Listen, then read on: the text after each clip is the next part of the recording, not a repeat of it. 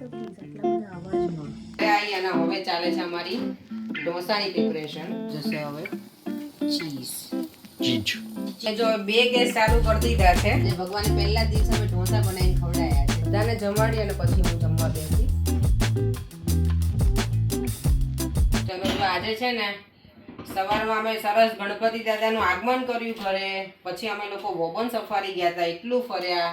ઘરે આવી અને હવે ચાલે છે અમારી ઢોસાની પ્રિપરેશન. ઢોસા છે ને 2 પ્રકારના બનાવવાના છે. એક તો આ નોર્મલ આપણે જે બટેકાના બનાવતા હોય એ, અને એક બનાવીશું શેઝવાન સલાડ ઢોસા, જે આ છોકરાઓ નથી ખાધેલા ત્યાં.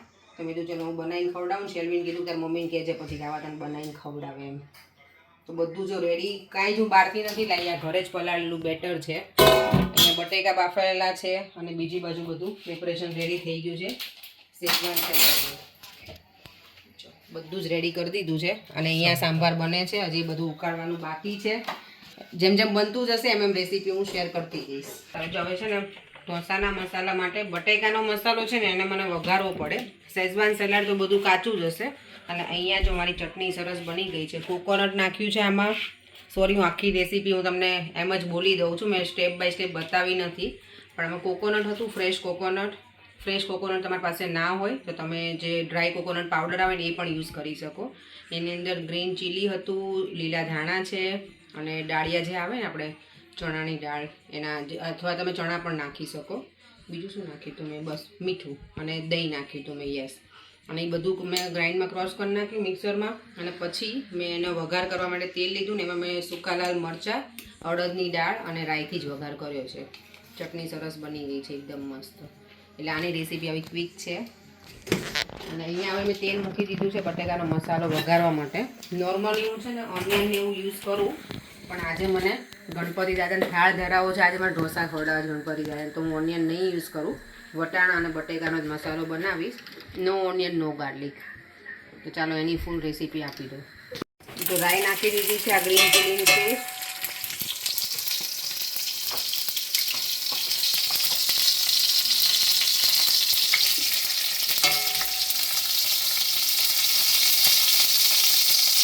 પછી એમાં હળદર,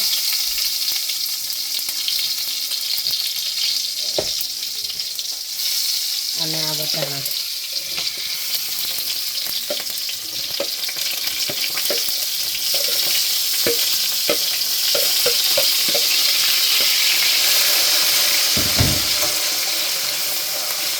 વટાણા થોડા કૂક થઈ જાય ને આમાં, પછી એમાં મેં બટેકાને બાફીને એના મેં આવી રીતે કટકા કર્યા છે. ઘણી વખત હું પહેલાંય કરી નાખું, સાવ આપણે સ્મેશ કરી નાખીએ ને એવી રીતે, પણ આજે મેં નાના નાના કટિંગ કર્યા, ચોપિંગ કર્યા છે.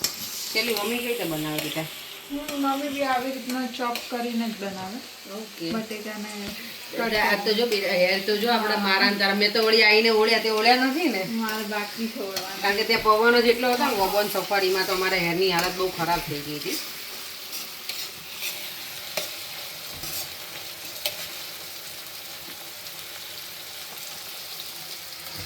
આ વટાણા છે ને ફ્રોઝન હતા, એટલે મેં એને ડિફ્રોઝ કર્યા હતા, એટલે બહુ એને કૂક કરવાની જરૂર નથી.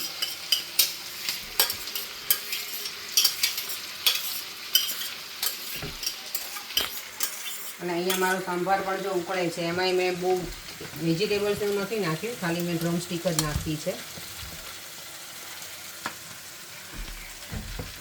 સાંભાર મસાલો ને બધું નાખી દીધું છે, એનો વઘાર કરી નાખ્યો છે.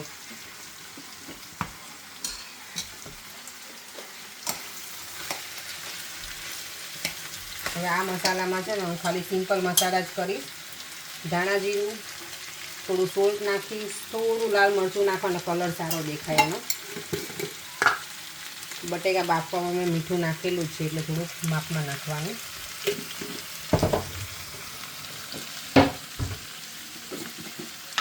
આ છે ગરમ મસાલો.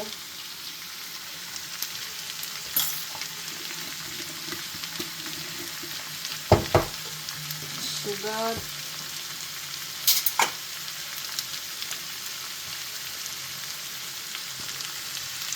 આ મસાલો છે ને થોડો ખાટો મીઠો અમને ગમે, એટલે સુગર અને લીંબુ હું બે નાખીશ. બસ, એટલે આપણો મસાલો હવે ડન. લીંબુ નાખી દો ને એટલે.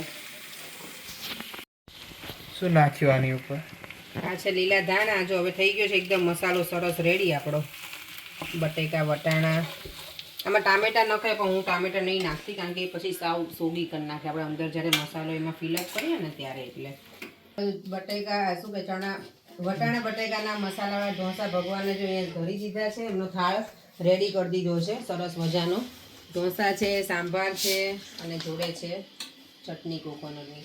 ભગવાન સરસ જમી લે ને પછી આરતી કરી અને પછી અમે લોકો જમી લઈશું. ત્યાં સુધીમાં અમે જો ભગવાનને શાંતિથી જમી લઈએ ને એટલે મજા આવે ને. આજે ભગવાને પહેલા જ દિવસે અમે ઢોસા બનાવીને ખવડાયા છે સાઉથ ઇન્ડિયન. કાલે શું બનાવીશ? કાલે તો મને નથી ખબર. આજેનું બનાવ્યું, કાલની વાત કાલે. ચાલો તો બટેકા વટાણા વાળો ઢોસા બનાવી નાખીએ. હવે બને છે શેઝવાન સેલેડ. તો એના માટે જો મિક્સ પેપર, કેબેજ, બધા વેજીટેબલ જાય એટલે આમાં મજા આવે તમને. બીટરૂટ, ઓનિયન અને આ ગયા ધાણા.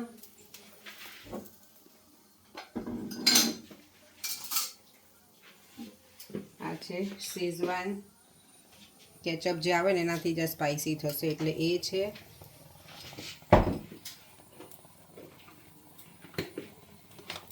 કેચઅપ બીજો લઈ લો કેચઅપ હવે. હજી છે આમાં. અને ચાટ મસાલો.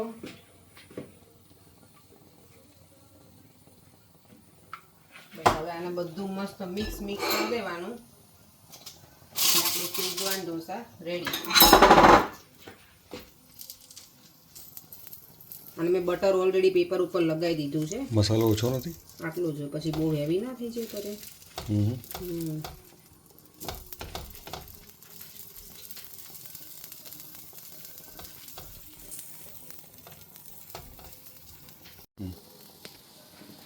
એના ઉપર જશે હવે ચીઝ. ચીજ ચીઝ ચીઝ ચીજ ચીજ વાળા ભાવે? બધા ભાવે અમને. આટલું બધું ચીજ? જરીક આમ તો ચીજ નાખ્યું તમે? ના, એટલું જ હોય, ઇનફ છે. પણ નકો ચીઝ થઈ જાય આપણે ચીઝ ખાઈને.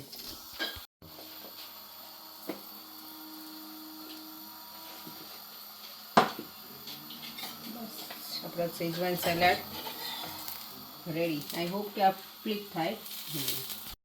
મેં જો 2 ગેસ ચાલુ કરી દીધા છે. 3 જણ જમવા બેઠા છે. દેવા મેં જમી લીધું છે ઓલરેડી. તો મેં તો 2 ગેસે કરું તો ફટાફટ બને. અહીંયા શેઝવાન બને છે અહીંયા. અને અહીંયા શું છે ને ઢોસા બનાવું તો એમાં બટર યુઝ કરું. તો તમે લોકો ના કરતા હોય તો યુઝ કરજો. બટરવાળા ઢોસા બહુ જ મસ્ત લાગે, મજા આવે. ઓઇલની જગ્યાએ બટર યુઝ કરવાનું, મજા આવે. જેને એકદમ જો એકદમ ક્રન્ચી બન્યા છે, મસ્ત પેપર જો. યમી ઇન માય ટમી. દેમ તને કેવા લાગે ઢોસા? એમ કે મને બેટા બહુ સારું. કિચન મારું મેસઅપ છે, હમણાં ક્લીન થઈને નાખશું. છોકરાઓ બોલ, પ્રાંશુ તને કેવા લાગે? એમ કે પહેલાંથી વધારે કયા સારા લાગ્યા હતા? શેઝવાન.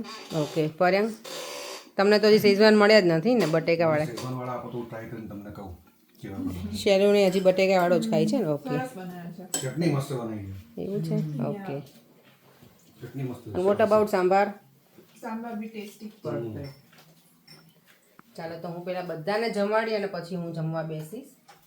મસ્ત ગરમા ગરમ ઢોસા એવું જ છે કે ગરમ હોય ને તો જ મજા આવે. ઠંડા બનેલા ના ભાવે. એટલે અત્યારે 9:30 તો થઈ ગયા છે. એપ્રોન પહેરીને જ ખાવા બેસી ગઈ તું? વાંધો નહીં પહેરી રાખ. ઢોળાય તો કપડાં બગડે. બનાવવાના છે એટલે પહેરેલું રહેવા દો હમણાં. ના, પણ થોડી હું કમ્ફર્ટેબલ થઈ જાઉં, મને ગરમી લાગે છે. બધાને શેઝવાનવાળા જ વધારે ગમે. મેં બટેકાવાળા જો લીધા છે. યસ, બાય ધ વે મેં આલુ મટર બતાવ્યો નહોતો. આ આલુ મટર સિમ્પલ છે. આપણે પહેલાં હવે બધે વેરાયટી બહુ ઢોસામાં નીકળી છે. પહેલાં તો આપણે લોકો આ જ બધા જમતા, આલુ મટરવાળો જ. તો મેં હું એ તો બનાવું જ અને એની જોડે શેઝવાન. ચાલો, જો ઢોસા ખાઈને એટલી મજા આવી ગઈ. અને પર્યંક તો જો બેકગ્રાઉન્ડમાં અવાજ સંભળાશે, મ્યુઝિક.